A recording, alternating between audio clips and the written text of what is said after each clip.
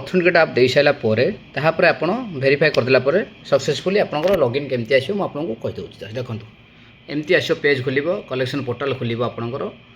ଦେଖନ୍ତୁ ଗୋବର୍ଦ୍ଧନ ଲେଖା ହେଇଛି, collection limit ବି ଲେଖା ହେଇଛି, ପେଣ୍ଡିଂ ରେମିଟାନ୍ସ ଲେଖା ହେଇଛି, ଆପଣଙ୍କର ଏଇ ଜାଗା ଲେଖା ହେଇଛି କଲେକ୍ଟ କରିବା ପୂର୍ବରୁ ଆପଣଙ୍କ ଗୋଟେ ଅଛି ମ୍ୟାନେଜ୍ କ୍ୟାସିୟର। ଆପଣ ମ୍ୟାନେଜ୍ କ୍ୟାସିୟର ଯିବେ, ମ୍ୟାନେଜ୍ କ୍ୟାସିୟର ଗଲା ପରେ ଆପଣ ଏଡ୍ କ୍ୟାସିୟର ଯିବେ। ଏଡ୍ କ୍ୟାସିୟର ଯାଇସାରିଲା ପରେ ଆପଣ କ'ଣ କରିବେ ନା ଆପଣଙ୍କୁ ସେଠି ମାଗିବ ସିଏ ଆପଣ ସେ ସବୁ ଡାଟା ସିଏ ମାଗିବ ଯେ ଆପଣଙ୍କର କ୍ୟାସିୟରର ନେମ୍, ଲାଷ୍ଟ ନେମ୍, ଦେନ୍ ତାପରେ ଡେଟ୍ ଅଫ୍ ବାର୍ଥ, ତାପରେ ଆପଣ ତାଙ୍କର ଆଡ୍ରେସ୍ ଲାଇନ୍ 1, ଲାଇନ୍ 2, ଲାଇନ୍ 3, ତାପରେ ଲାଗିବ ମୋବାଇଲ୍ ନମ୍ବର, ଆପଣଙ୍କ ମେଲ୍ ଆଇଡି। ଯେତେବେଳେ ଆପଣଙ୍କର ସେ ମାଗୁଛି କେଉଁଠି ନା ଡେଟ୍ ଅଫ୍ ବାର୍ଥ ମାଗିବ, ପ୍ରଥମେ ଲେଖିଥିବ ମନ୍ଥ, ତାପରେ ଆପଣ ଡେଟ୍, ତାପରେ ଇୟର୍। ଆପଣ ଯେଉଁ କେୟାରଫୁଲି ଆପଣ ଦେଖୁଥିବେ। ଦେନ୍ ତାପରେ ତାକୁ ହେଇସାରିଲା ପରେ ସବମିଟ୍ କରିବେ। ସବମିଟ୍ କରିସାରିଲା ପରେ କ'ଣ ହେବ ନା ଆପଣଙ୍କର ସେ ସାଙ୍ଗେ ସାଙ୍ଗେ ଆପଣଙ୍କୁ ଏଇଠି ଦେଖେଇବ ସେଟଅପ୍ ଜାଗା ଦେଖେଇବ। କ'ଣ ଦେଖେଇବ ନା ଆପଣ ଦେଖାଉଛି, ଆପଣ ଦେଖନ୍ତୁ ସେଟଅପ୍ ଜାଗା ଦେଖେଇବ ଆପଣଙ୍କୁ ପେଣ୍ଡିଂ ମତଲବ କ'ଣ ନା ସକ୍ସେସଫୁଲି ଯାହାର ତାଙ୍କ ଯେଉଁ cashier mail ID and mobile ନମ୍ବରକୁ ପିଙ୍ଗ ସାଙ୍ଗେ ସାଙ୍ଗେ ହେଇଯିବ ଯେ ସେ ତାକୁ ଭେରିଫାଏ କରିବାକୁ ପଡ଼ିବ। ଯେତେବେଳେ ସେ ଭେରିଫାଏ କରିସାରିବେ, ଭେରିଫାଏ କରିସାରିଲା ପରେ ତାଙ୍କୁ ସାଙ୍ଗେ ସାଙ୍ଗେ OTP ଆସିବ ତାଙ୍କ ମୋବାଇଲ୍ କି। OTP ଦେଇସାରିଲା ପରେ ତାପରେ ତାଙ୍କର ମାଗିବ ଯେ ପାସୱାର୍ଡ଼ କ'ଣ ଦେବା ପାଇଁ ଚାହୁଁଛନ୍ତି। ତାପରେ ତାଙ୍କ ପାସୱାର୍ଡ଼ କନଫର୍ମ ଦୁଇଥର କନଫର୍ମ କଲା ପରେ ସବମିଟ୍ କଲା ପରେ ପୁଣି ଆଉ ଥରେ OTP ଆସିବ। OTP ପରେ ଆପଣଙ୍କର ଗୁଗଲ୍ ପୁଣି ଅଥେଣ୍ଟିକେଟର ତାଙ୍କ ସେ ଯେଉଁ ଅଛି ଗୁଗଲ୍ ଆପ୍ ଅଛି ଆମେ ଦେଇଛନ୍ତି ଅଥେଣ୍ଟିକେଟର ଆପ୍ରେ, ସିଏ ତାଙ୍କୁ ଗୋଟେ QR କୋଡ଼୍ ଯିବ। ସେଇ QR କୋଡ଼୍ ଡାଇରେକ୍ଟ ତାଙ୍କୁ କହିବେ ଯେ ସ୍କ୍ରିନଶଟ୍ କରି ରଖନ୍ତୁ କି ଆପଣ ରଖନ୍ତୁ କେୟାରଫୁଲ୍ ଯିଏ ବି ହେଉ। ଆପଣ ରଖିସାରିଲା ପରେ ସକ୍ସେସଫୁଲି ହେଇଗଲା। ହେଲା ପରେ ଆପଣଙ୍କୁ ଏଇଠି ଦେଖେଇବ ଯେ ଡନ୍। କେଉଁଠି ଦେଖେଇବ ଦେଖନ୍ତୁ ଆଉ ଥରେ ପୁଣି ଆପଣଙ୍କୁ ଦେଖାଉଛି, ଏଇଠି ଦେଖେଇବ ଆପଣଙ୍କୁ ଡନ୍ ହେଲା ପରେ ତାପରେ ହେଲା ପରେ ଆପଣ ଆଉ ଗୋଟେ ଜିନିଷ ଦେଖିବ, ଏଇଠି ଲେଖିବ ଏକ୍ସପାୟାରି, ଏଇଟା ଲେଖିବ 1 ଡେ, ଯେଉଁଟା ଆପଣ ଫାଷ୍ଟ ଭିଡ଼ିଓରେ ମୁଁ ଆପଣଙ୍କୁ କହିଥିଲି 2 ଡେ ହେଉଛି ଏକ୍ସପାୟାରି 2 ଡେ। ଆପଣ ସେଠୁ କ'ଣ କରିବେ ନା ମୁଁ ଟିକେ ସ୍ପିଡ଼ି କହୁଛି କାରଣ ଭିଡ଼ିଓଟା ଆପଣଙ୍କର ଟାଇମ୍ ଲିମିଟ୍ ଅଛି। ଆପଣ ଏଇଠି ଏଡ଼ିଟ୍ ବଟନ୍ ଯିବେ, ଏଇ ଜାଗାଟା ଦେଖନ୍ତୁ, ଏଇଟା ମୁଁ ଆପଣଙ୍କୁ ଆଉ ଥରେ ଦେଖାଉଛି।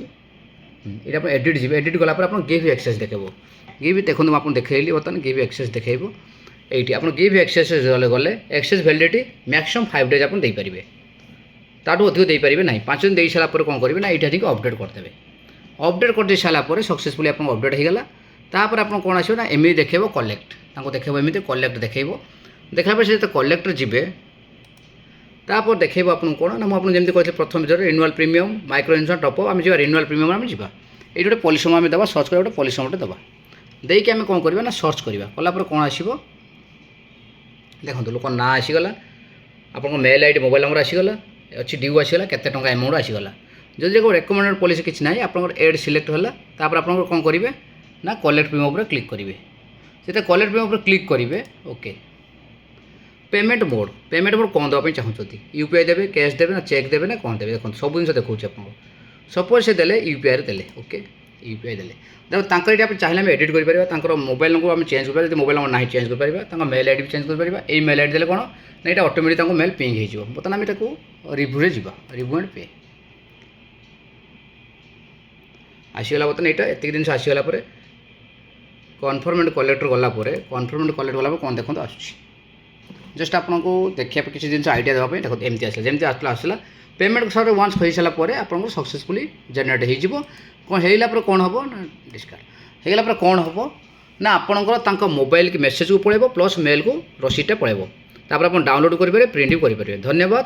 ଯଦି ଆପଣଙ୍କୁ ଆଉ କିଛି ଅଧିକ ଜାଣିବାର ଅଛି ତାହେଲେ ଆପଣ ମୋତେ ନିଶ୍ଚିତ ଭାବେ ହ୍ୱାଟ୍ସଆପ୍ ପିଙ୍ଗ କରିବେ, ମୁଁ ଆପଣ ନିଶ୍ଚିତ ଭାବେ ଆନ୍ସର୍ ଦେବି।